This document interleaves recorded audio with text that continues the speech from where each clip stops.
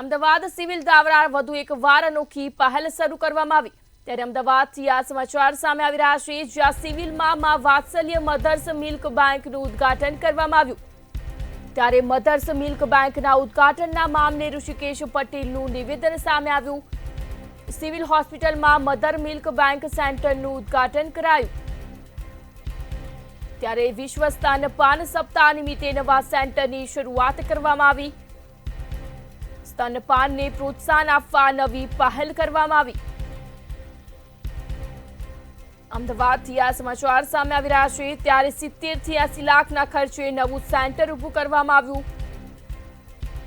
વડોદરા, સુરત, વલસાડ અને ગાંધીનગરમાં પણ સુવિધા ઉપલબ્ધ થશે। આ પહેલથી બાળક મૃત્યુદરનો ઘટાડો જોવા મળશે, મૃત્યુદરમાં સુધારો જોવા મળશે। ત્યારે ડોક્ટર પંડ્યા ફાઉન્ડેશન એલ્યુમની એસોસિએશનનો તેમને આભાર માન્યો। ભાવનગર, જામનગર, રાજકોટમાં આવી સુવિધા પણ ઊભી કરવામાં આવશે।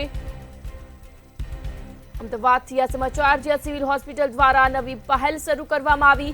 સિવિલમાં માં વાત્સલ્ય મધર્સ મિલ્ક બેંકનું ઉદ્ઘાટન કરવામાં આવ્યું।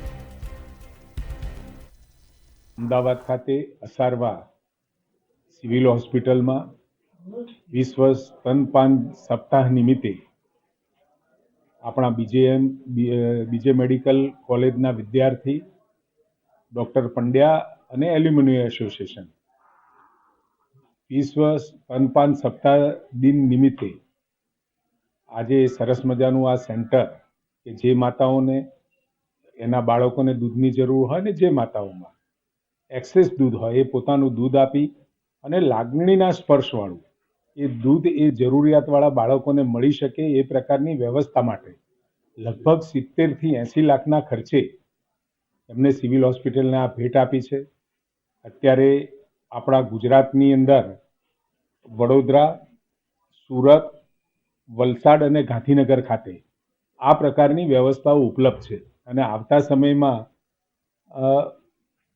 બીજે મેડિકલ કોલેજમાં સરકારી મેડિકલ કોલેજ ભાવનગર, જામનગર અને રાજકોટ માટે આ પ્રકારની વ્યવસ્થાઓ મંજૂર કરેલી છે, જેથી કરી આવતા સમયની અંદર જે